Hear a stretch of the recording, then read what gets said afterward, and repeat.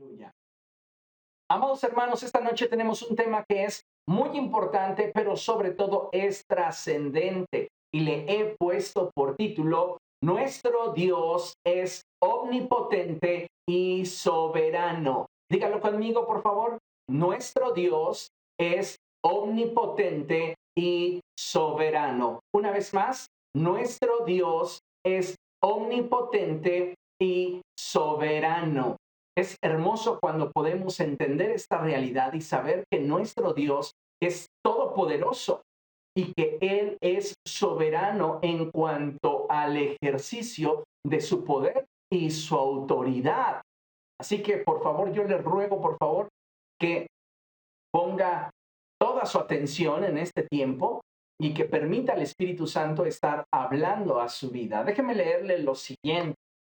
Hoy vivimos en una etapa muy determinante en el desarrollo de nuestra vida cristiana, y es que si hay algo que tenemos en desventaja, fíjese nada más, respecto de otras generaciones que nos han precedido, es un fuerte apego a la comodidad.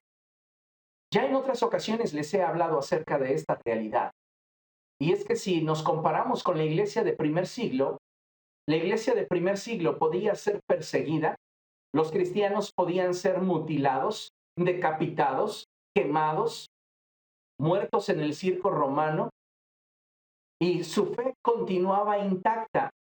Y el problema de la iglesia del siglo XXI, amados hermanos, es que una de nuestras grandes desventajas es que tenemos un fuerte apego a la comodidad. Hoy vivimos en un tiempo en el que la sociedad en general busca sentirse bien por encima muchas veces de cualquier cosa. Y sabe, lamentablemente, esta actitud se ha ido infiltrando en la vida de muchos creyentes. Y esto, lejos de fortalecer nuestra visión acerca de lo que es vivir el cristianismo en pleno siglo XXI, nos ha hecho vulnerables y débiles en la fe. Fíjese bien lo que le estoy diciendo, porque el estar tan apegado a la comodidad hace que la gente simplemente busque aquello que le hace sentir bien. Y si nosotros abrazamos esa actitud, créame que lejos de poder hacer una clara defensa del Evangelio en medio de una sociedad que no teme a Dios, nos volvemos gente vulnerable y débil en nuestra fe.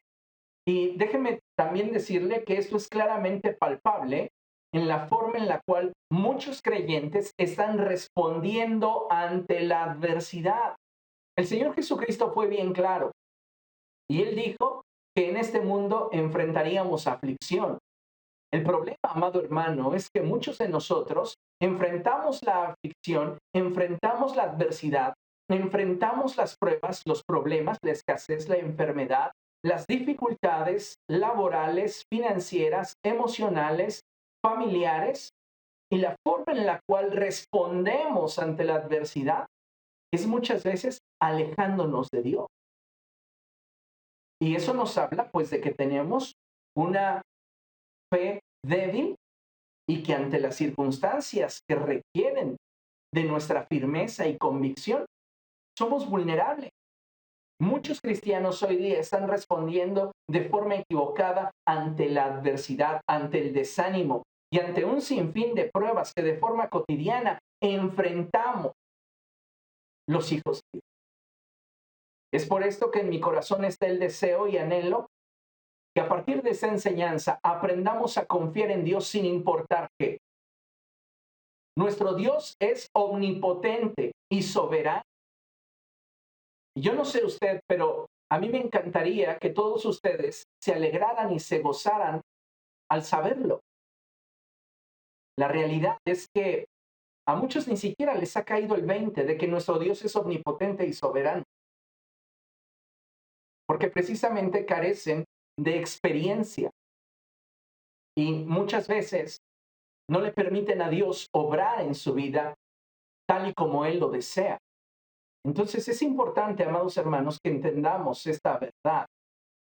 Cuando expreso esta verdad precisamente de que nuestro Dios es omnipotente, escuche con atención, me refiero al hecho de que nuestro Dios es todopoderoso, Omnipotente significa que Él es todopoderoso. Es decir, no hay nada que Él no pueda realizar. Sin embargo, su capacidad y voluntad están regidas por su inmensa sabiduría, la cual determina cuándo y de qué forma Dios habrá de actuar, lo cual a su vez nos revela que Él es soberano y que hará solo aquello que cumpla con un propósito determinado por Él mismo. Dios no va a obrar simplemente porque las circunstancias así pudieran indicarlo. Dios va a obrar siempre que haya detrás de esa acción un propósito que Él previamente ha determinado. En este sentido, hay creyentes que careciendo del entendimiento de que nuestro Dios es soberano, llegan a pensar cosas como, entonces, ¿para qué oro sobre este problema o sobre este tema si al final Dios hará lo que Él quiera? Sin embargo, debemos entender que la oración no es un medio a través del cual Dios hará lo que nosotros queremos, sino más bien debemos entender que a través de la oración es que podremos alinear nuestro corazón con Dios y de esta forma es que podremos aceptar su soberana voluntad para nuestra vida en medio de toda circunstancia. Yo no oro para que Dios haga mi voluntad. Yo oro para que mi corazón se alinee con la voluntad de Dios y yo pueda en medio de la adversidad mantenerme firme en la fe y aceptar la voluntad de Dios para mi vida. Cuando no hemos entendido que Dios es todopoderoso, pero que también Él es soberano, tendemos a creer que si Dios no hace lo que yo quiero o lo que yo considero que necesito o aquello que en este momento me urge, tendemos a decepcionarnos de Dios. Y saben, esto solo refleja que como creyentes hemos abrazado la ideología de la comodidad como si fuera parte de nuestra teología y eso nos hace cristianos débiles en la fe y vulnerables ante la adversidad. Cuando nuestra mente tiene conflicto con el concepto de la soberanía de Dios, es porque aún no alcanzamos a comprender la insondable sabiduría de Dios. Ahora bien, amados hermanos, esta enseñanza la he acomodado en 3 puntos que me parece fundamental para que podamos entender todo este concepto, toda esta idea de que nuestro Dios es omnipotente y soberano.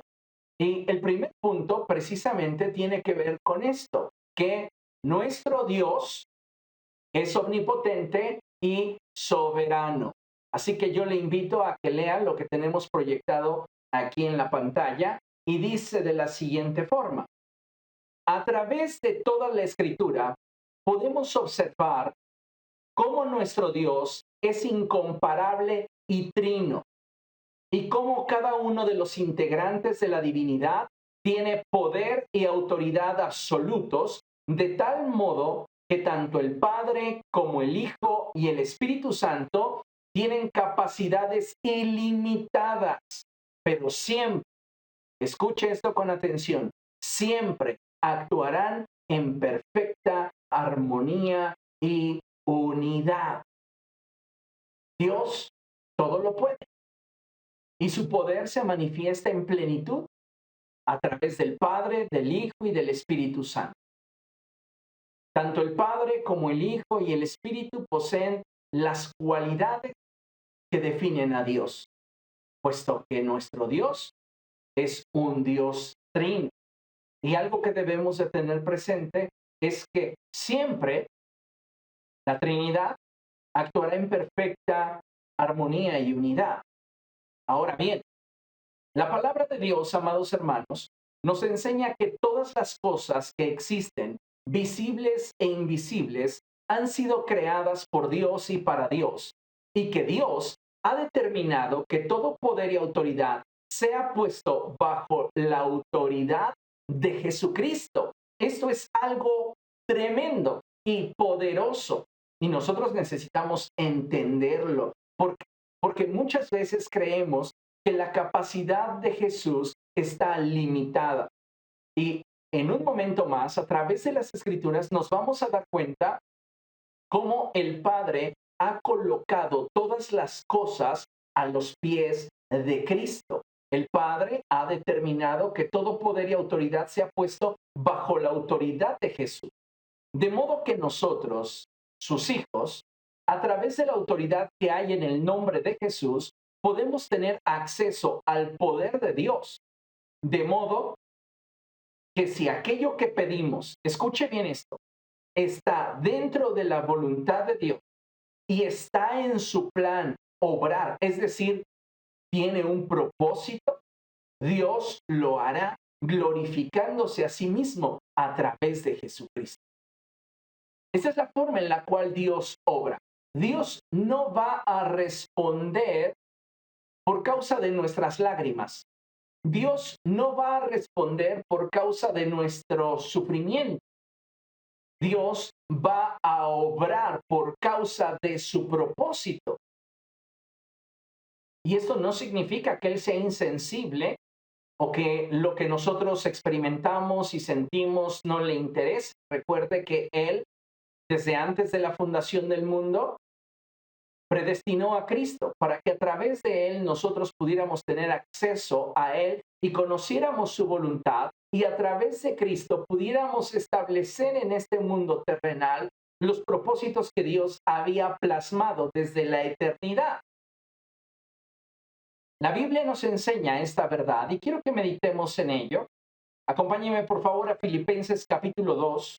Vamos allá rápidamente. Filipenses capítulo 2, versos del 5 en adelante. Y dice la palabra del Señor de la siguiente forma: la actitud de ustedes debe de ser como la de Cristo Jesús. Note la expresión que está utilizando el apóstol Pablo y a través de la cual nos invita a buscar ser como Cristo. Y él emplea la expresión actitud. Nuestras actitudes están determinadas por nuestras estructuras de pensamiento, las cuales, cuando permanecen por mucho tiempo en nuestra mente, profundizan y echan raíces en el corazón. Entonces, expresado de otra forma, nuestros pensamientos tienen el poder de impactar nuestras emociones. Y cuando un pensamiento impacta tu emoción, produce como resultado una actitud. Lo que nos está invitando la palabra del Señor es a que tengamos pensamientos correctos para que se produzcan en nosotros emociones correctas, que den como resultado o como fruto actitudes correctas, actitudes semejantes a las de Cristo. Por eso la palabra del Señor insiste y nos dice, la actitud de ustedes debe de ser como la de Cristo Jesús, quien siendo por naturaleza Dios, no consideró el ser igual a Dios como algo a que aferrarse. Por el contrario, se rebajó voluntariamente tomando la naturaleza de siervo y haciéndose semejante a los seres humanos. Al manifestarse como hombre, se humilló a sí mismo y se hizo obediente hasta la muerte y muerte de cruz. Por eso Dios lo exaltó hasta lo sumo y le otorgó el nombre que está sobre todo nombre, para que ante el nombre de Jesús se doble toda rodilla en el cielo y en la tierra y debajo de la tierra, y toda lengua confiese que Jesucristo es el Señor, para la gloria de Dios Padre. Esto es maravilloso, amados hermanos, porque en esta porción de la Escritura podemos ver claramente cómo Dios puso todo bajo el dominio de Cristo. Y no hay poder, no hay autoridad, no hay ninguna circunstancia, cosa o creación que teniendo un nombre pueda estar por encima de la autoridad que hay en el nombre de Jesucristo. La palabra de Dios nos dice que Dios lo exaltó a lo sumo y le otorgó el nombre que está sobre todo nombre. Así que escuche con atención lo que le voy a decir. Si su problema tiene un nombre, ese problema está por debajo de la autoridad que hay en el nombre de Jesucristo. Y necesitamos abrazar esta verdad, porque de otra manera podemos tener información, pero cuando ésta se traducirá en una fe genuina y real, hasta que nosotros la abracemos y ésta se convierta en una experiencia. Dice la palabra del Señor, y me encanta este verso, para que ante el nombre de Jesús se doble toda rodilla en el cielo y en la tierra y debajo de la tierra, y toda lengua confiese que Jesucristo es el Señor, para gloria de Dios Padre. ¿Se da cuenta cómo todo tiene que ver con que nuestro Dios sea glorificado? Él tiene el poder absoluto y tiene la capacidad para ejercerlo cuando Él quiera a su pleno antojo. Pero Él obrará solo en aquello que esté de acuerdo con el propósito que anticipadamente Él estableció para bendición nuestra y para gloria suya. Diga conmigo, las respuestas de Dios a mi vida son para bendición mía y para la gloria de Él.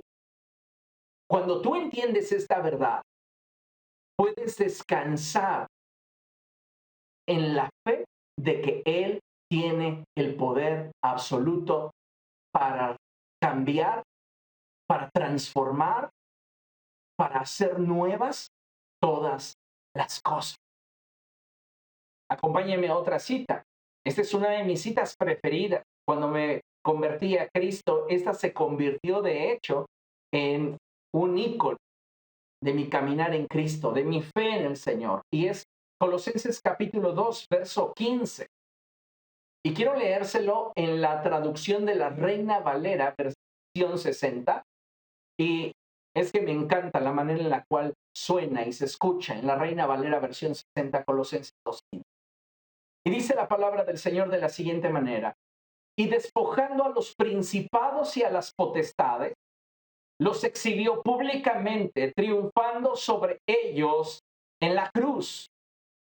¿Se da cuenta del poder que hay en Cristo? Él despojó a los principados y a las potestades y los exhibió públicamente, triunfando sobre ellos en su momento de mayor debilidad. La cruz. En esa cruz, Jesús exhibió a los principados y a las potestades. Imagínese lo que no puede hacer el Hijo de Dios una vez que fue levantado de entre los muertos y recibido en gloria. ¡Aleluya!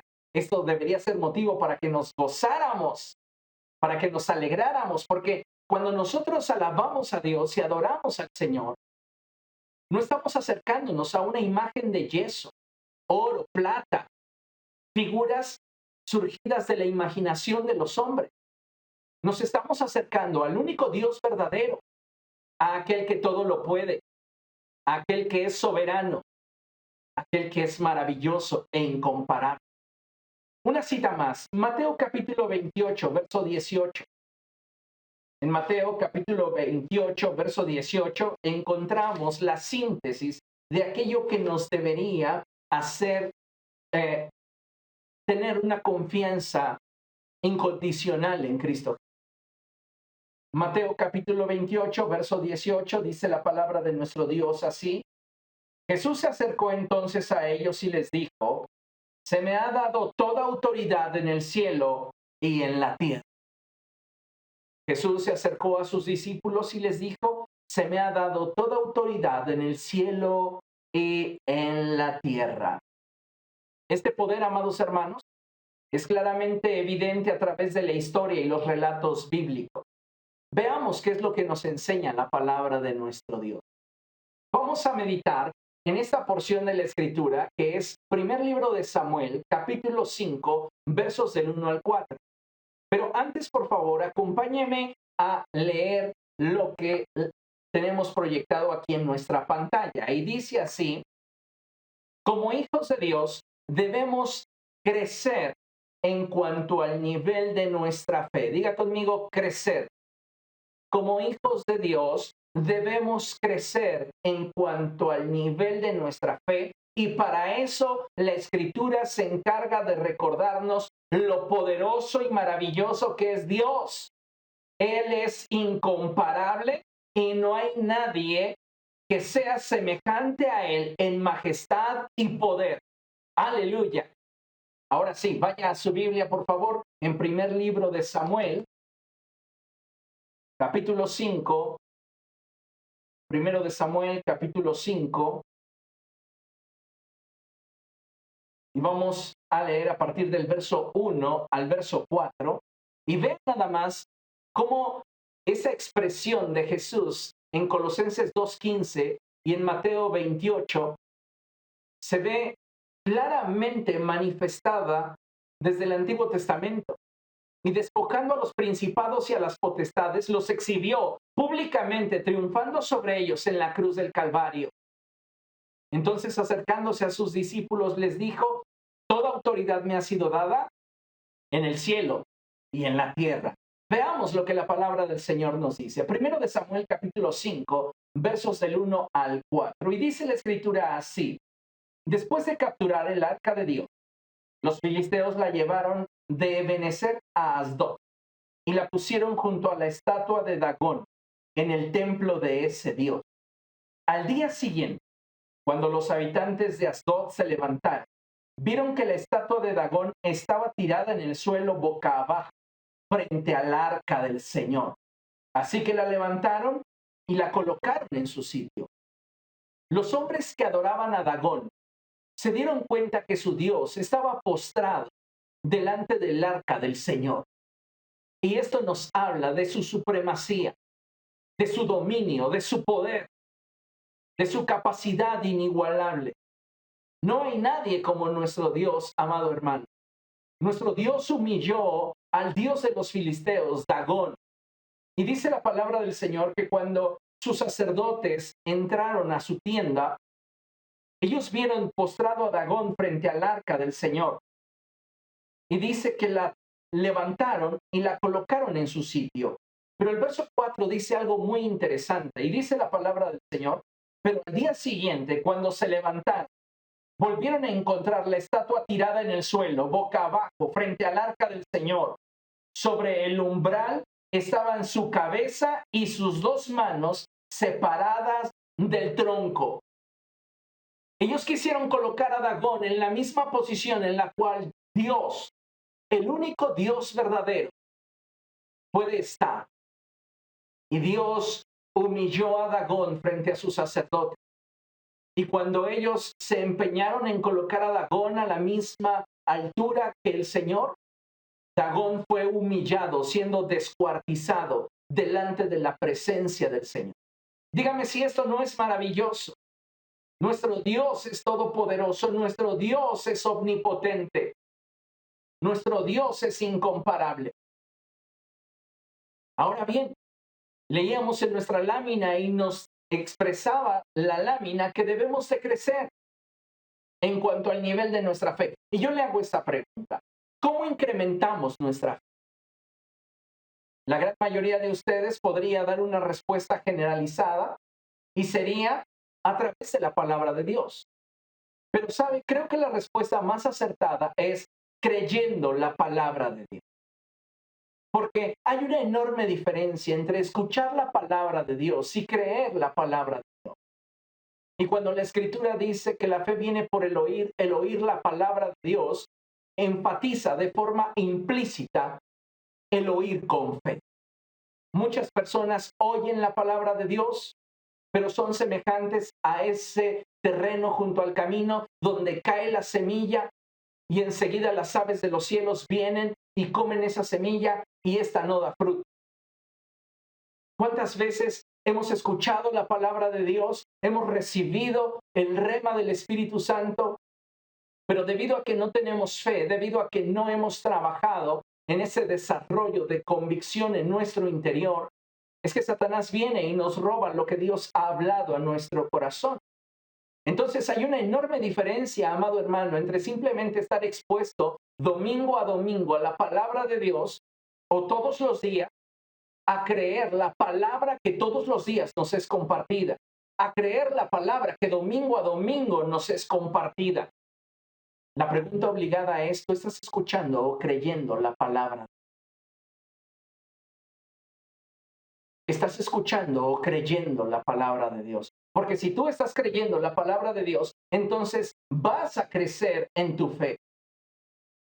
Cuando creemos lo que la palabra de Dios dice, escucha bien esto, nos colocamos en una posición de ventaja respecto de las circunstancias, aun cuando estas circunstancias que enfrentamos no cambien, ya que si nuestra fe es genuina, Dios honrará esa clase de fe. Escucha esto, porque cuando el Espíritu Santo me lo mostró, me voló los sesos.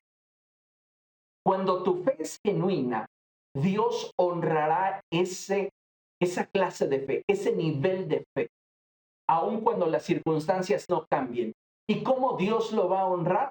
Pues Dios lo hará, ya sea en este mundo o en la eternidad. La palabra del Señor dice, joven fui y he envejecido, y no he visto justo desamparado, ni su simiente que mendigue pan.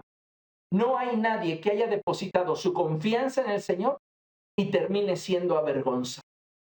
Pero partamos de que la visión que Dios tiene al inspirar su palabra no es una visión terrenal como la nuestra. Muchos de nosotros nos esperanzamos y deseamos que Dios en esta vida sea donde haga todo aquello que queremos o aquello que necesitamos o aquello que nos surge. Lo que quiero que entiendas es que si tú tienes una fe genuina, Dios va a honrar esta fe en esta vida o en la eternidad.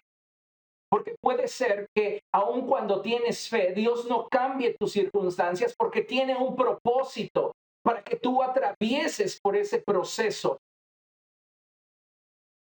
Y aun cuando ese proceso terminara con tu vida, no acaba con el propósito de Dios para ti,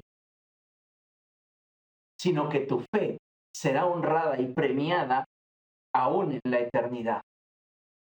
Todo obedece al propósito. Déjeme decirle que cuando abrazamos los propósitos de Dios, Él siempre nos bendice. Y nos bendice con la respuesta que Él sabe que necesitamos. O mejor aún, la respuesta que Él sabe que le glorifica.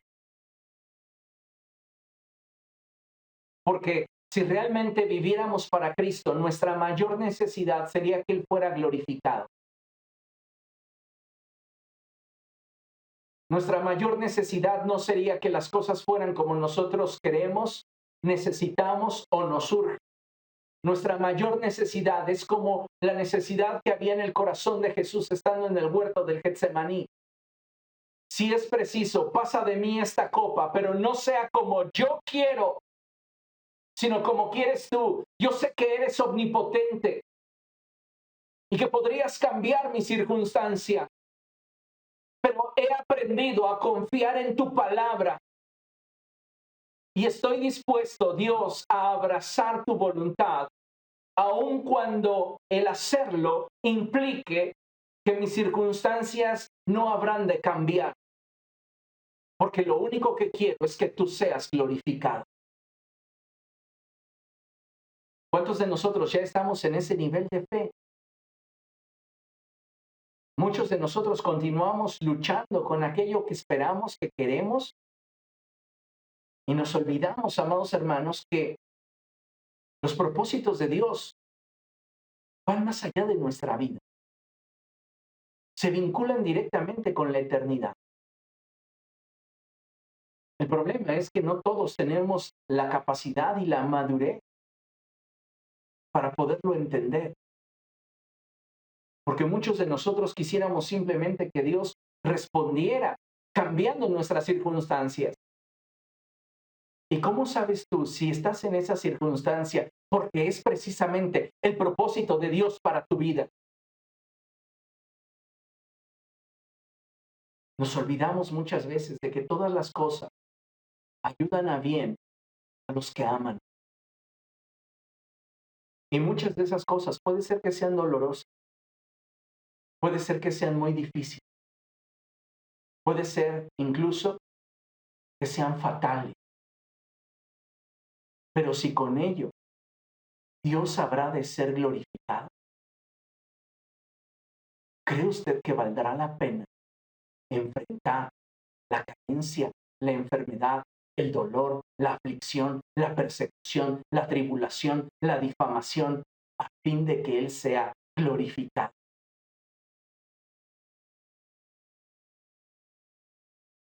Por la causa de Cristo.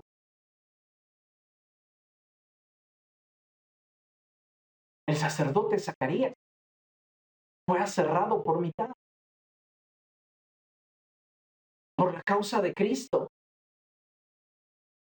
Pablo fue decapitado. ¿Usted cree que eso escapó al propósito de Dios o era el propósito de Dios? ¿Se acuerda usted cuando Jesús determinó salvar a Saulo de Tarso y le dijo a Ananías, ve, impón tus manos sobre él para que recobre la salud? La sanidad de Pablo estaba dentro del propósito de Dios, pero el propósito de Dios iba más allá de la sanidad de Pablo. Por eso el Señor Jesucristo le dijo a Ananías, yo le he de mostrar a Saulo lo que habrá de padecer por mí. Y dentro de los primeros santos de la iglesia, déjeme decirle que Pablo fue uno de los que más sufrió por la causa del Evangelio. ¿Y sabe qué es lo más maravilloso de todo eso? Que él se sabía dentro del propósito. Ahora, usted está enfrentando enfermedad, escasez, está enfrentando problemas laborales, problemas matrimoniales, problemas financieros, problemas existenciales. Y a veces lo único que queremos es que Dios haga lo que queremos o me enojo. Haz lo que yo quiero o me decepciono. ¿Sabes una cosa? Tú no estás viviendo bajo la voluntad de Dios. Tú quieres que Dios haga lo que tú deseas. Y las cosas no son así. Yo quiero que tú me prosperes, Dios. Y si no te prospera y permite que experimentes un periodo, una temporada, una época de miseria, ¿por eso vas a renegar de Él? ¿Por eso te habrá de faltar la fe? ¿Porque te llegue una enfermedad? ¿Porque te lleguen problemas, dificultad? Mira, ninguno de nosotros los quiere, ninguno de nosotros los desea. Eso es parte de nuestra humanidad y está bien. El problema es cuando no vemos más allá del problema que tenemos frente a nuestros ojos. Deberíamos entender que si estamos en el hueco de la mano de Dios, estamos dentro de su propósito. Y si hay una circunstancia adversa que está aconteciéndonos en nuestra vida, también está contemplada dentro del propósito de Dios. Nada se escapa al propósito de Dios para nuestra vida. Dios humilló a Dagón, pero no solamente humilló a Dagón, dios de los filisteos, también a través de las 10 plagas de Egipto, exhibió y avergonzó a las deidades más prominentes de aquel país. No porque solo en Egipto existieran 10 dioses, fue que Dios envió 10 plagas, sino porque el número 10 en la Biblia es un número indeterminado, lo cual representa que el poder de Dios es ilimitado. Hay un ministerio en las redes sociales que se encarga de hacer diferentes imágenes y collage, y hay una imagen que me gustó muchísimo y que quiero compartir con ustedes, y es precisamente esta imagen en la cual nos muestra cómo Dios a través de las 10 plagas exhibió a 10 deidades que eran adoradas en Egipto. Y vea nada más usted cómo en este cuadro podemos observar cómo esas 10 plagas tuvieron que ver con exhibir a 10 príncipes espirituales, 10 principados que gobernaban sobre Egipto. Y dentro de estos personajes encontramos a Nu, dios del río Nilo. El río Nilo convertido en sangre, y Nu no pudo hacer nada. Esto lo encuentras en Éxodo 7:19. Keke, diosa con forma de rana, se convirtió en un tormento para todos los egipcios. Esto lo encuentras en Éxodo 8:5. Geb, dios de la tierra, Dios envió la plaga de los piojos, y lo encuentras en Éxodo 8, del 16 al 17. Jepri, dios escarabajo, la plaga de las moscas. La mejor traducción sería la plaga de los insectos, y lo encuentras en Éxodo 8:21. También está Hator, Pat y Hapi, dioses protectores del ganado. ¿Y qué hace Dios? Da muerte al ganado, mostrando su superioridad, mostrando su poder. Esto lo encuentras en Éxodo 9:3. Imhotep, dios de la medicina y de las sanidades. Y Dios hiere Egipto con úlcera. Imhotep no pudo hacer nada. Esto lo encuentras en Éxodo 9, versos del 8 al 9. Nut, diosa del cielo y la lluvia. ¿Recuerdas que Dios azotó a Egipto con una plaga de granizo? Y Nut no pudo hacer nada. Esto lo encuentras en Éxodo 9:22. Isis, diosa de la fertilidad. Y Dios les envía la plaga de las langostas, donde Isis ordenaba fruto, fructificación, abundancia. Dios determinó cerrar esa puerta y envió la plaga de las langostas. Y Isis no pudo hacer nada. Ra, dios del sol. ¿Y recuerdan cómo Dios hirió a Egipto con tinieblas? Y Ra no pudo hacer nada. Anubis, dios de la muerte, el que los protegía. Y Dios envió muerte para los primogénitos de Egipto. Dice en Éxodo 12, verso 12, ahí en la parte baja de la imagen: y ejecutaré mis juicios en todos los dioses de Egipto. Y el verso de abajo, Éxodo 18:11, ahora sé que el Señor es más grande que todos los dioses. ¿Se da cuenta? Nuestro Dios es omnipotente y soberano. No hay nadie como nuestro Dios. Ahora, es importante que usted comprenda el poder y la majestad que hay en el Señor para poder avanzar en esta enseñanza. Y el segundo punto que quiero que usted entienda es el siguiente, y es que debemos aprender a confiar y depender de Él. Tú y yo tenemos que aprender a confiar y depender del Señor. Así que vamos a leer lo que tenemos aquí proyectado en nuestra lámina, y dice: como hijos de Dios debemos entender que habrá circunstancias que a nuestra vida natural le produzcan incomodidad, dolor y sufrimiento. Y el que Dios no cambie nuestras circunstancias no significa que tales sucesos no le resulten importantes. Sin embargo, debemos entender que también a través de la prueba es que somos perfeccionados. Si bien cuando una persona que es vulnerable ante las circunstancias y que no ha cultivado su fe de tal manera que su fe pueda mantenerlo firme en medio de la prueba, estas, al enfrentar las dificultades, se apartan de Cristo. Cuando una persona se mantiene firme en el Señor y cultiva su fe, crece. Y esto es algo que nosotros, amados hermanos, debemos de buscar día a día comprender, porque la prueba nos perfecciona. La prueba nos perfecciona.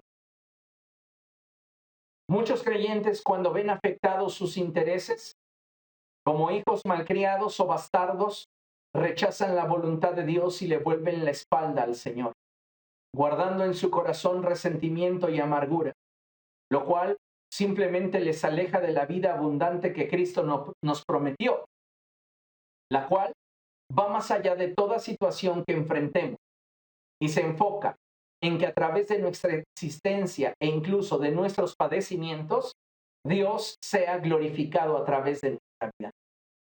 La vida abundante que Cristo nos ofrece no se limita al presente, no se limita a la hora, no se limita a la circunstancia. La vida abundante que Jesucristo nos ofrece va más allá de toda situación que enfrentemos y se enfoca en una cosa, en que a través de nuestra vida, sea que vivamos o que muramos, tengamos presente que nuestra vida debe de contribuir para que Dios sea glorificado. Ahora, la pregunta obligada es, a través de la circunstancia que estás enfrentando, por incómoda o dolorosa que sea, ¿Dios está siendo glorificado a través de tu fe? ¿A través de tu actitud? ¿A través de tus palabras? ¿O será que a través de nuestra actitud y nuestras palabras, lejos de que Dios sea glorificado, Él es blasfemado entre aquellos que no creen en Él? Necesitamos hoy recapacitar sobre esto. El propósito de Dios no se centra en nuestro aquí y ahora. El propósito de Dios se extiende a la eternidad. Y debemos de entender que aún en medio de la prueba, en medio de la lucha, en medio de la dificultad, como hijos de Dios debemos de buscar que Él sea glorificado. Acompáñenme a leer dos citas, por favor. La primera es segunda a los Tesalonicenses, capítulo 1, verso 12. Segunda a los Tesalonicenses, capítulo 1, verso 12. Segunda a los Tesalonicenses, capítulo 1, verso 12, dice así la palabra del Señor. Oramos así, de modo que el nombre de nuestro Señor Jesús sea glorificado por medio de ustedes y ustedes por Él, conforme a la gracia de nuestro Dios y del Señor Jesucristo. Pablo está diciendo, oro por ustedes, para que en medio de cualquier circunstancia que vivan, Dios sea glorificado a través de ustedes y ustedes sean glorificados por Él. En medio de las pruebas, en medio de la dificultad, Dios es glorificado. Piense un poco en la iglesia de primer siglo y volvemos un poco a esos primeros mártires. Esos mártires que eran colocados en las avenidas de Roma y que eran empalados y prendidos en fuego. Eran literal antorchas humanas. Y sabe, Dios será glorificado a través de ellos y ellos serán glorificados por Dios. ¿Qué es lo que estoy tratando de decir? Que en medio de tu comodidad o en medio de tu prueba, Dios tiene que ser glorificado. En medio de tu salud o en medio de tu enfermedad, Dios tiene que ser glorificado. En medio de tu abundancia o en medio de tu escasez, Dios tiene que ser glorificado. Necesitamos aprender a confiar y depender de Dios. Tú necesitas aprender a confiar y a depender de Dios. La segunda cita que quiero que leamos está en Hechos capítulo 3. Vamos allá. Libro de Hechos capítulo 3 y vamos a darle lectura al verso 12 en adelante. Y dice la palabra de nuestro Dios así: al ver esto, Pedro les dijo, pueblo de Israel, ¿por qué les sorprende lo que ha pasado? ¿Por qué nos miran como si por nuestro propio poder o virtud hubiéramos hecho caminar a este hombre? ¿Qué está sucediendo? Bueno, pues había un hombre lisiado que se sentaba constantemente a las puertas del templo, en específico en la puerta que llevaba por nombre La Hermosa. Y Pedro, un día, viniendo con Juan, vio que ese hombre les pedía limosna. Y Pedro le dijo, no tengo plata ni oro, pero lo que tengo te doy en el nombre del Señor Jesucristo, levántate y anda. Al instante Pedro jaló a ese hombre y las piernas de ese hombre tomaron fuerza y él comenzó a glorificar a Dios. La gente se amotinó en torno a ellos y es cuando Pedro les dice, ¿ustedes creen que lo hice por mi fuerza o mi virtud, por mi capacidad? No, no se equivoquen. Verso 13. El Dios de Abraham, de Isaac y de Jacob, el Dios de nuestros antepasados, ha glorificado a su siervo Jesús. Ustedes lo entregaron y lo rechazaron ante Pilato, aunque éste había decidido soltarlo. Rechazaron al santo y justo y pidieron que se indultara a un asesino. Mataron al autor de la vida, pero Dios lo levantó de entre los muertos y de eso nosotros somos testigos. Por la fe en el nombre de Jesús, Él ha restablecido a este hombre a quienes ustedes ven y conocen. Esta fe que viene por medio de Jesús lo ha sanado por completo, como les consta a ustedes. Las circunstancias de Jesús no cambian, pero el propósito de Dios para Jesús no terminaba en la cruz. Tampoco terminó en una tumba. El propósito de Dios para Jesús iba mucho más allá de ese tercer día en el cual Él habría de ser resucitado. Y 50 días después, haber sido recibido en gloria. 40 días, porque 10 días después llega el Espíritu Santo en Pentecostés. Así que piense cómo el propósito de Dios para Jesús no se limitó a la circunstancia adversa que él enfrentó, sino que el propósito se extendió a la eternidad. Y estando en la presencia de Dios, Dios le dio un nombre que es sobre todo nombre. Aleluya. Qué hermoso. Ahora encontramos a un hombre que ha sido sanado por Dios. ¿Usted cree que esto sucedió simplemente porque ese día Pedro y Juan fueron a orar? No, amados hermanos, esto ya estaba determinado desde antes de la fundación del mundo. Dios ya había establecido ese momento para que su nombre fuese glorificado a través de la autoridad que había en el nombre. Muchos de nosotros estamos tratando de obligar a Dios a que haga lo que necesitamos, queremos o aquello que nos surge. Cuando lo único que necesitamos es aprender a confiar y depender de Él. El punto número 1 es entender que nuestro Dios es omnipotente y soberano. El punto número 2 es que partiendo del hecho de que comprendes que Él es omnipotente y soberano, te determines a aprender a confiar y depender de Él. Como podemos ver en las Escrituras, no todos los enfermos en el tiempo de Jesús fueron sanados, ni siquiera en el tiempo de los apóstoles. Ni todos fueron resucitados, ni todos fueron prosperados. De tal manera, amados hermanos, escuche bien esto, nuestra fe no debe reposar en las circunstancias que vivimos, sino en la palabra de Dios que permanece para siempre. Si usted está alternando con sus redes sociales, pues al menos hágalo con provecho. Publique esta expresión. Nuestra fe no debe reposar en las circunstancias que vivimos, sino en la palabra de Dios que permanece para siempre. Allí es sobre lo cual su fe debe de reposar. Y como ya mencioné, si en esta vida tu fe es genuina y Dios no cambia tus circunstancias, es porque dentro de sus planes está honrarte en la eternidad. Si nos diéramos cuenta que esta vida realmente es efímera, es superficial, es temporal, entenderíamos mejor lo que es el tercer punto. Y el tercer punto, amados hermanos, tiene que ver con el hecho de que debemos aprender a sujetarnos a la voluntad.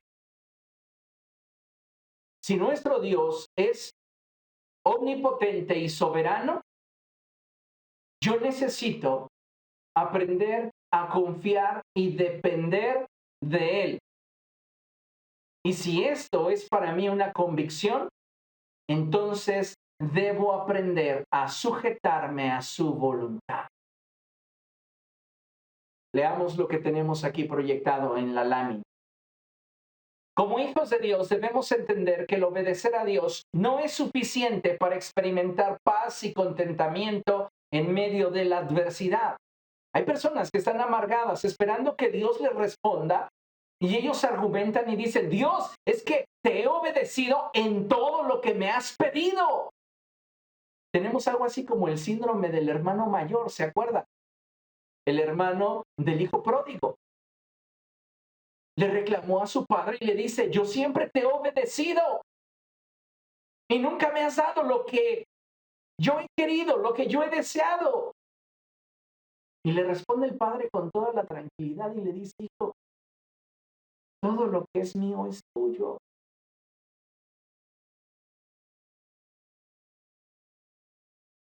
Como hijos de Dios, escuche bien esto, debemos entender que el obedecer a Dios no es suficiente para experimentar paz y contentamiento en medio de la adversidad. Lo único que le permitirá a nuestro corazón experimentar gratitud en medio del dolor es el experimentar una genuina sujeción a la voluntad de Dios. Ahora, una persona se sujeta cuando acepta la voluntad de uno más grande de forma pacífica en el corazón. Le pregunto, ¿usted ya se ha sujetado a la voluntad de Dios o sigue peleando?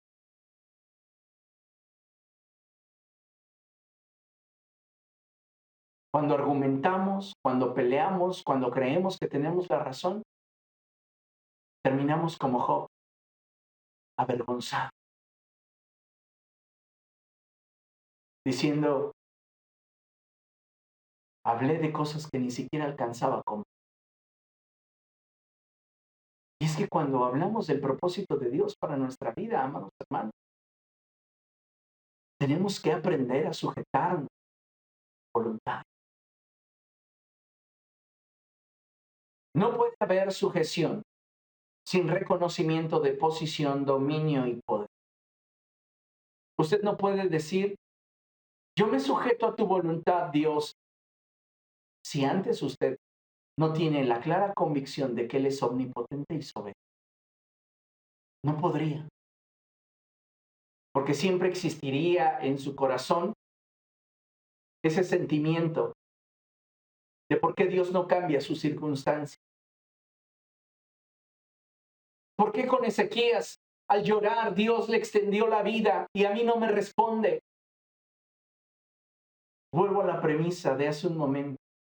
Posiblemente ese sea el propósito de Dios para ti. Pero Dios no quiere que atravieses por ese propósito llorando, amargado, decepcionado. Dios quiere que atravieses por ese propósito lleno de fe, lleno de gozo, lleno de esperanza, sabiendo que aún si en medio de la adversidad nuestra vida fuese cortada de este mundo, de Él tenemos la esperanza de que junto a Él reinaremos por la eternidad. ¿Cómo está tu fe esta noche? Nuestro Dios es omnipotente y soberano y nosotros tenemos que aprender a confiar y a esperar en Él, sujetándonos a su voluntad. Por eso, amados hermanos, es tan importante conocer a Dios y tener experiencias con Él, ya que de esa forma podemos tener una idea más clara de su naturaleza y capacidad. Entonces, no nos será difícil creerle y nuestra fe se verá fortalecida. De modo que cuando enfrentemos la prueba y nos mantengamos firmes en la convicción de que aunque Dios tiene poder para cambiar nuestras circunstancias y no lo haga, en lugar de decepcionarnos de Él y abandonarlo, entendamos que si Él ha decidido hacerlo así, es porque Él tiene un propósito más alto, al cual habremos bien de sujetarnos, ya que de esta forma podremos gozarnos en medio de la prueba y la tribulación, la aflicción, la enfermedad y la escasez. Le pongo el ejemplo de Abraham. el amigo. Dios le dice que le entregue a su hijo que tanto ama. Y Abraham va camino de 3 días al monte que el Señor le indica. Abraham no va renegando. Abraham no va zigzagueando para hacer el camino más largo. Abraham confía en Dios. Y prueba de eso es que se sujeta a su voluntad. No pone sujeta como muchos de nosotros. Se sujeta. Y la sujeción no es otra cosa, como lo expresé en la lámina, que el aceptar la voluntad de uno más grande de forma pacífica. Te pregunto, en este momento por el cual atraviesas, en esta circunstancia que estás experimentando, ¿te estás sujetando o te estás revelando a la voluntad? Hay un hilo muy delgado. A veces quisiéramos que Dios nos diera todo lo que anhelamos. Y el ver que otras personas lo tienen y nosotros no, nos frustra, nos incomoda, nos molesta. Cuando estamos enfermos y vemos a las personas que están desperdiciando su salud con alcohol, con drogas, con situaciones varias y decimos, ¿por qué, Señor? ¿Por qué yo que te conozco, yo que quiero servirte, yo que quiero honrarte, por qué tu propósito para mí tiene que ser tan trágico y fatal? Porque tú puedes dar testimonio de un Dios de poder en medio de tu aflicción. Esos que se hunden en la miseria no pueden glorificar. Entonces Dios quiere usar tu vida para que, sea que vivas o sea que mueras, sea que tengas abundancia o continúes con escasez, sea que tengas etapas de bendición o etapas de estrechez, con tu vida Él sea glorificado. ¿Comprendes lo que te estoy diciendo? Tenemos que aprender a sujetarnos a la voluntad y como Jesús decir, no sea como yo quiero, sino como tú en tu plan perfecto determinaste que de esa forma tú, Señor, serías. Hay poder. Esa es una forma muy elevada de ver el cristianismo. De esa manera, amados hermanos, podríamos entonces recitar como el apóstol Pablo, ¿qué nos separará del amor de Dios? Te pregunto, ¿qué te separa a ti del amor de Dios en Cristo Jesús? ¿El que no tengas ventas? ¿El que no puedas hacer negocio? ¿El que te sientas enfermo? ¿El que te sientas avejentado? ¿El que te sientas decaído? ¿El que tengas problemas emocionales? ¿El que tengas problemas sentimentales? ¿El que tengas problemas familiares? ¿Qué te está alejando del amor de Dios en Cristo Jesús? Porque lejos de que te mantengas firme en la fe, en la confianza de lo que Dios ha hablado a tu corazón, estás renegando en lo íntimo de tu corazón. Y eso es una clara evidencia de que no hemos aprendido a sujetarnos a la voluntad de el Dios que es omnipotente y soberano. El Señor Jesucristo dijo que ni aún un pájaro caerá en una trampa si Dios no lo permitiera. ¿Y por qué a mí me pasa esto? El propósito de Dios para tu vida puede ser para ahora, nosotros en lo terrenal, un misterio. Pero cuando estemos en su presencia, sabremos los alcances que nuestra vida e incluso nuestro sufrimiento tuvieron y el impacto que se produjo en la vida de aquellos que nos rodean. ¿Cómo sabes si en medio, si al vivir tu desierto,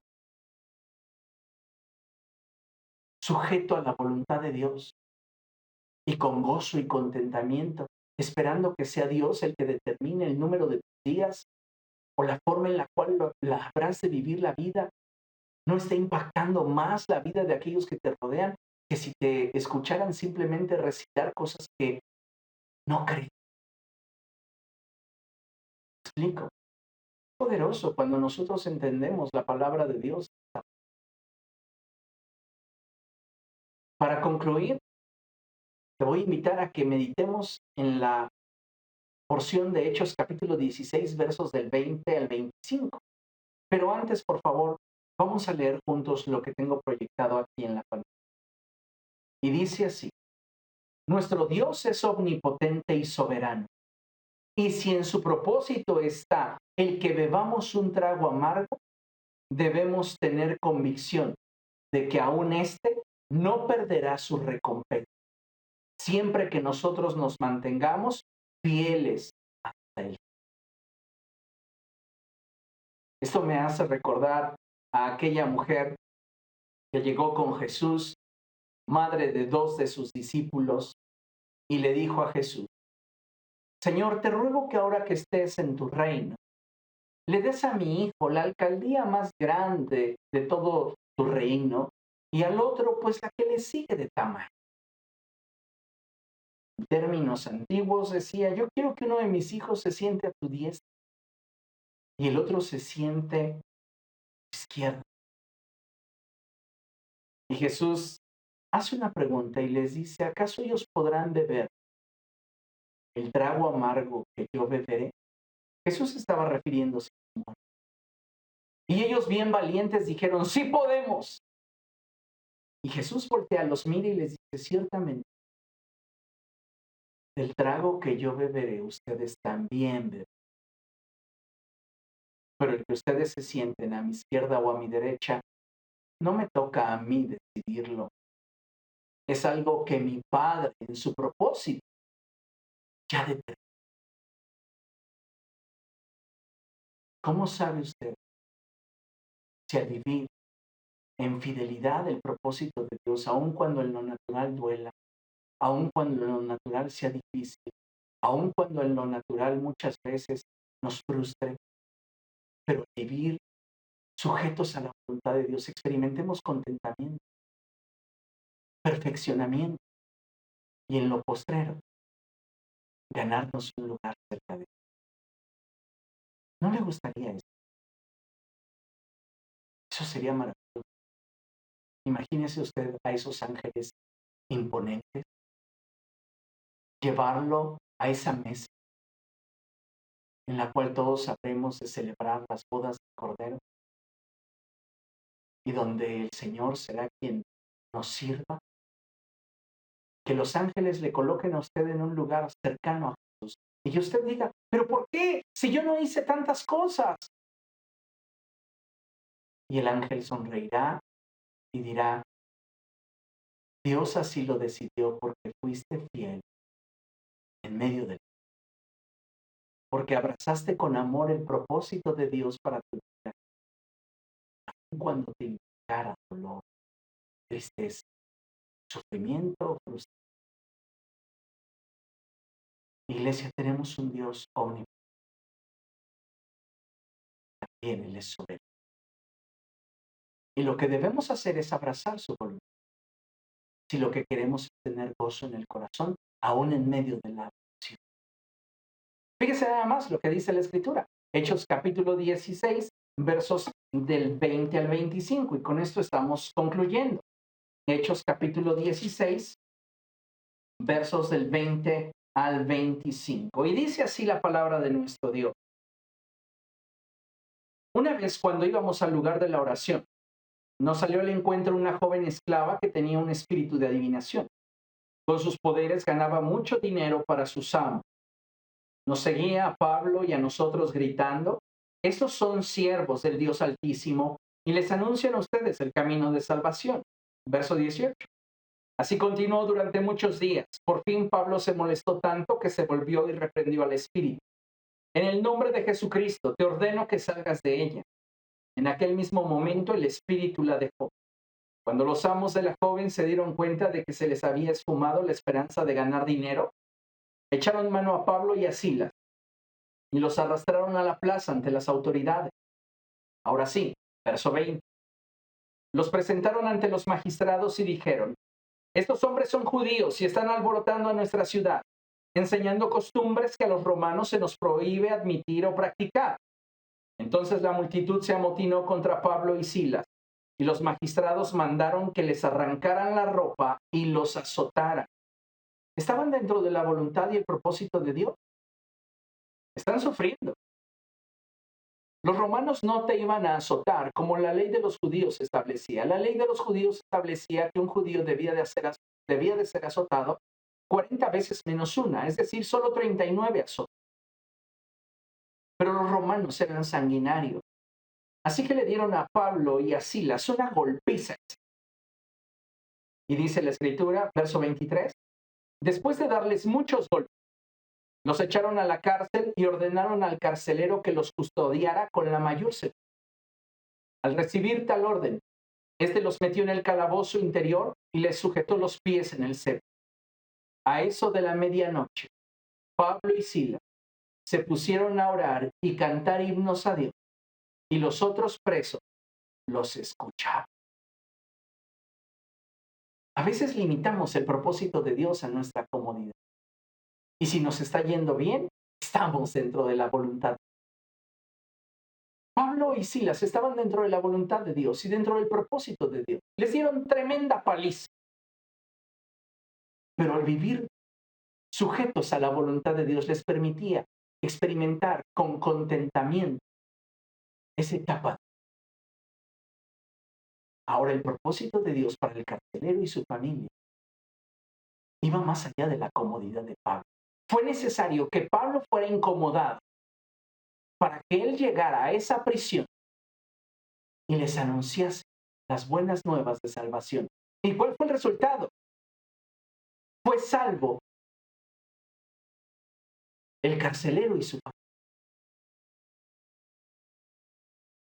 ¿Cómo sabemos si a través de nuestro sufrimiento el Dios omnipotente y soberano está dando testimonio de su poder a través de nuestra miseria, a través de nuestra enfermedad, a través de nuestra tristeza, a través de nuestro dolor? Cuando lo vivimos en contentamiento, porque sabemos lo que es estar sujeto a la voluntad de Dios, cuando sabemos lo que es esperar en Dios, cuando sabemos lo que es confiar en el Señor. Aleluya. Nuestro Dios es omnipotente. Permitámosle a Él que gobierne. La senda por la cual nos habrá de llevar no nos garantiza que sea cómodo, pero sí nos garantiza que si nos tomamos de su mano y nos sujetamos a su voluntad, le habremos de con nuestra vida y en nuestra vida. Oh, amado hermano, ¿saben? Cuando yo recién me convertí, uno de mis más grandes anhelos, más que llegar a ser un predicador famoso, más que salir en televisión, más allá que tener cruzadas en los estadios y que multitudes corrieran a los pies de Cristo después de escuchar mi mensaje. Más allá que echar fuera demonios y sanar enfermos, mi petición siempre fue: Jesús, concédeme sufrir. Tal vez le parezca demasiado, pero hice esa oración consciente. Y le decía al Señor: quiero ser un mártir que con su muerte glorifique tu nombre y que con su vida exalte tu majestad. Dios es bueno. Y Él tiene planes y propósitos para cada uno de nosotros. Lo importante no es engancharte a la circunstancia que estás viviendo. Engánchate a la eternidad a la cual Jesús te invita. Abraza su voluntad. Sujétate a ella. Y vive ese proceso con contentamiento. En medio de toda circunstancia, Dios se... Amén. Vamos a hacerlo así, amados hermanos, y que Dios sea exaltado. Oremos. Padre, en el nombre de Jesús nos presentamos delante de ti, Señor. Te damos gracias por la oportunidad que nos has dado de estar juntos. Gracias porque tu palabra fluye y porque a través de esta te conocemos más y mejor. Espíritu Santo, te suplico que nos reveles al Padre, al Hijo, y que nos reveles también tu corazón y tu carácter. Ayúdanos a comprender que eres todopoderoso, pero también soberano. Y que aunque muchas veces no entendamos tus procesos, aprendamos a confiar y depender de ti, llevando una vida piadosa y sujeta a tu voluntad. Enséñanos, Señor, a ser fieles a ti, no solo cuando las cosas marchan bien, sino mayormente cuando nos duele nuestra naturaleza humana, cuando nos incomoda. Ahí, Señor, ayúdanos a ser fieles a ti. Pongo a tu iglesia en tus manos y a todos aquellos que están escuchando. Te ruego, precioso Dios, que tu gracia nos fortalezca, nos afirme y nos permita glorificar en el poderoso nombre de Cristo Jesús. Amén y amén.